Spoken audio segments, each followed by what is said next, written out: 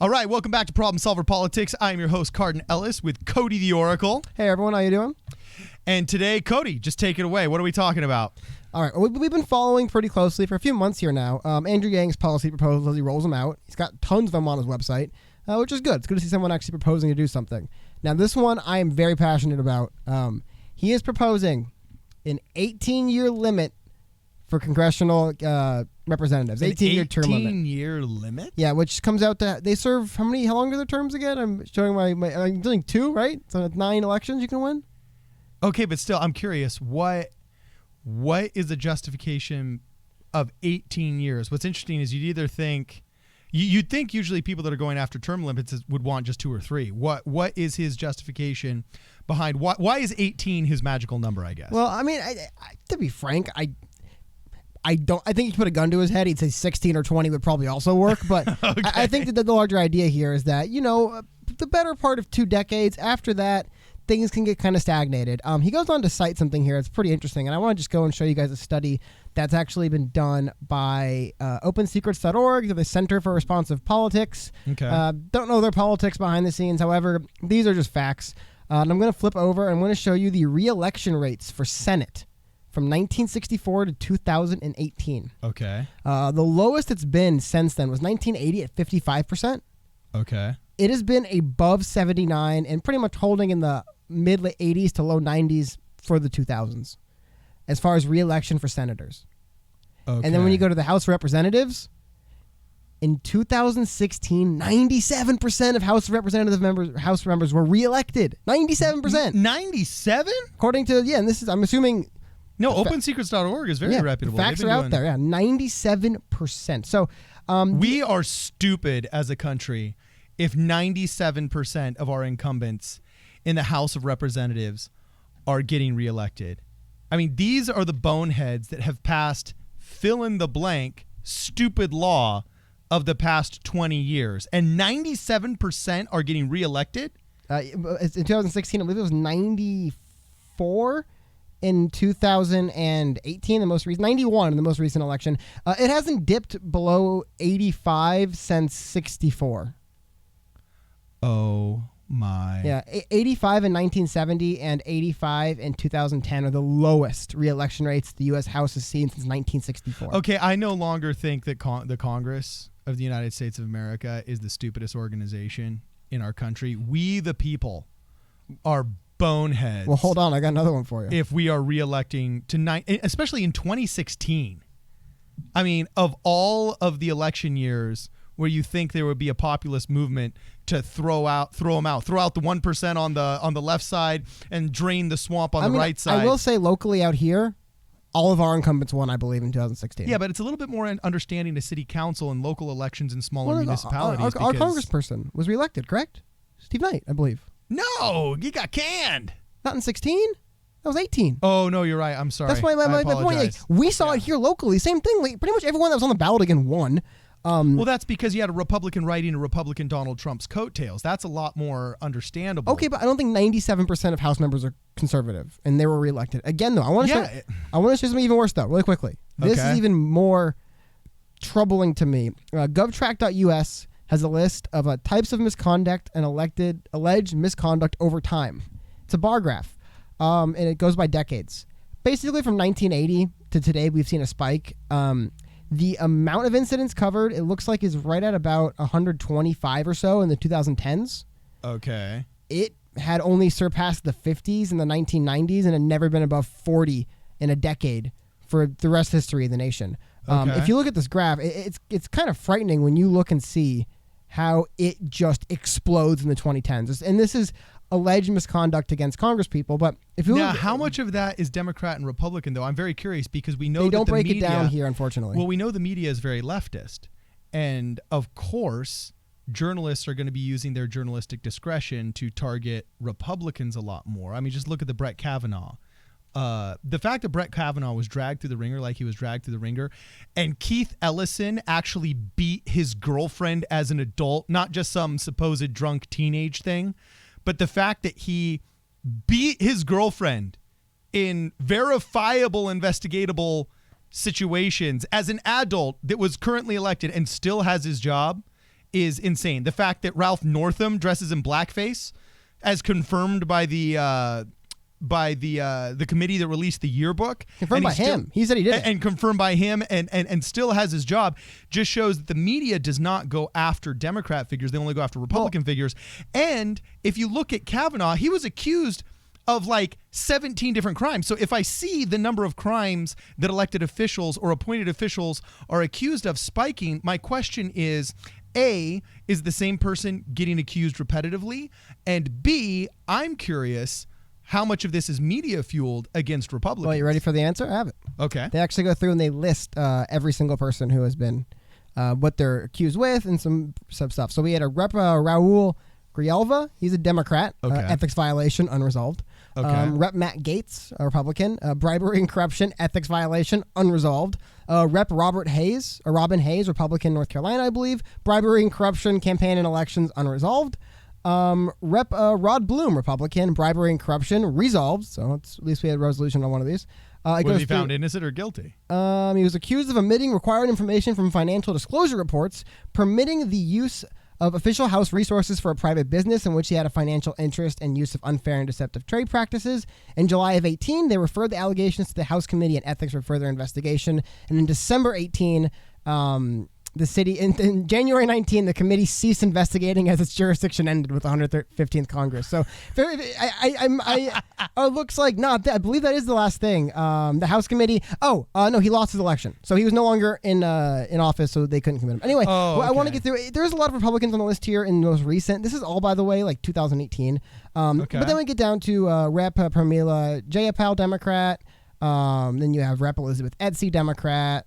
Rep. Robert Brady, Democrat. What's your impression? I mean, just as an independent onlooker, does it look like it skews one way or another? No, the government corruption is bipartisan. If there's anything bipartisan up there, it's corruption, okay? And like I said, and stupidity. And speaking of, I mean, recently there was a massive corruption case with a Democrat. Like I said, this knows no party lines, corrupt. And there was I think you probably remember. So it was Senator Menendez, I believe, out of Florida.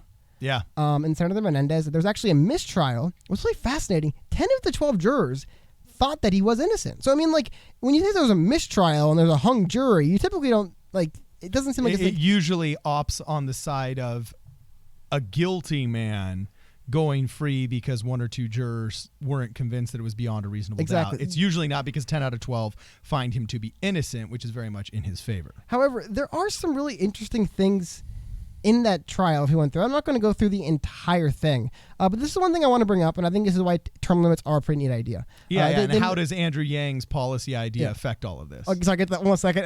New York Times, they say in this article that a retrial would place Democrats in an uncomfortable position of supporting a colleague accused of bribery, but with the party already facing the prospect of having to defend 10 seats, this is from 2017, that were won by President Trump as they try to win back the Senate, Democrats would seem unlikely to abandon Mr. Menendez. So if you want to get into the idea of corruption in politics and why it's important to get him out, I think that line sums it up perfectly.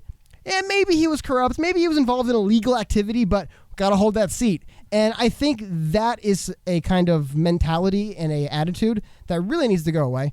So anyway, now let's get to what Mr. Yang is going to actually be proposing to solve this solution. Really quickly, I'm going to go over his goals are entrenched legislators can eventually become corrupt. Okay. Can? Yeah, can. Long-term legislators can become divorced from the needs of their constituents or modern developments. That's why AOC took over. Well, in states like California, for example, we live in the Los Angeles area. Our representative is up in Sacramento a lot. And the thing is, when you're in a state that's all blue, you might think you're a little bit further right and more in turn with your constituents if they are on the right in Sacramento than you would in your district. So I think, and vice versa, you might think you're a lot more liberal because you're in a Republican state, but then you come home and realize, I'm to the left of these people, but I'm not to the left of where my constituents want me. But yeah. And then he goes through to say that Congress is less responsive when it comes to win 90% of the time. And I think that's a huge problem with these legislators. And why I find it very interesting that Andrew Yang wants to decentralize Washington, D.C. now that the internet happened. We don't need all of these bureaus and all of these official organizations to be centralized into one city for efficacy, because they go away. We saw AOC getting rid of Senator McCarthy, or I'm sorry, was his name McCarthy? It was McSomething. I can't remember. Who did AOC knock Crowley, out? Right? Was it Crowley?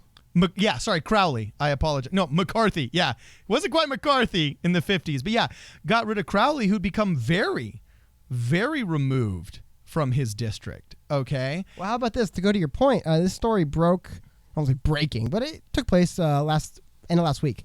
USDA employees turn back on Sonny Perdue as USDA head announces moving of research agencies.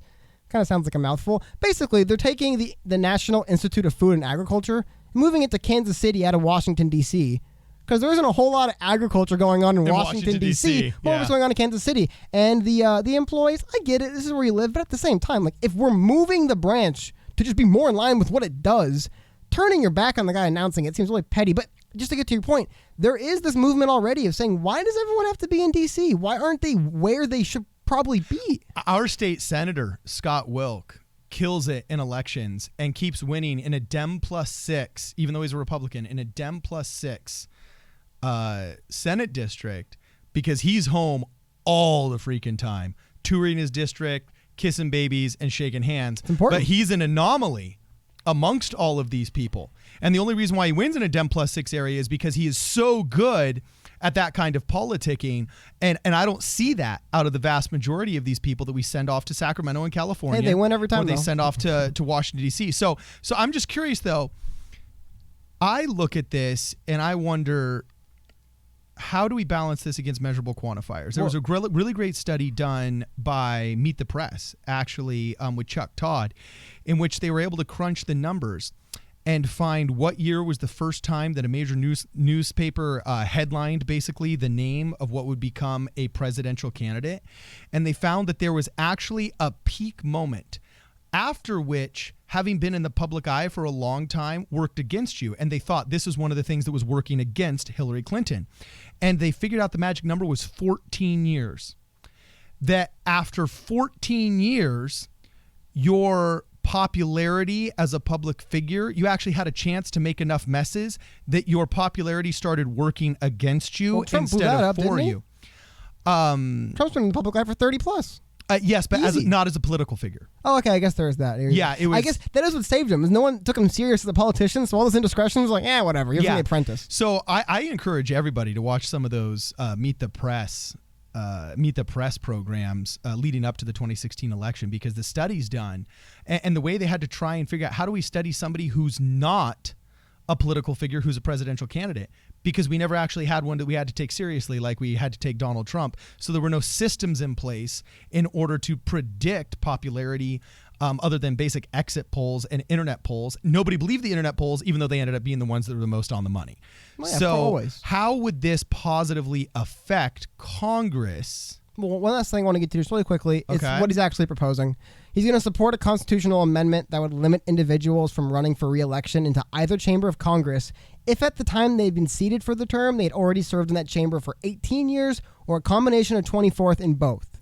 So, I mean, basically, he's just going to, it's basically just a term limit for him. There's not a whole lot he's proposing. How it would help, this is something I pulled up when I was doing some research that interested me. It's from The Hill, but it says an anti-corruption group hits Congress for ignoring the K Street Capitol Hill revolving door. Okay. And this is something Andrew Yang has spoken about, a lot of people have spoken about. I believe he actually, another video we did previously, he mentioned his policy of removing the, I believe it was his increasing pay for president, the idea of removing this sense of playing nice in office to get that sweet lobbying gig as soon as you're out. Yes. And this is a similar thing. So it's an article from The Hill. I don't want to go all the way through it, but it says an international anti-corruption group is hitting Congress for what it considers an ongoing failure to restrict the revolving door between K Street and Capitol Hill. K Street's kind of a common term for lobbyists. I believe it comes from an actual street in Washington, D.C. Both, but also there was a Republican plan, I forgot exactly when. Basically, they were getting killed by Democratic lobbyists.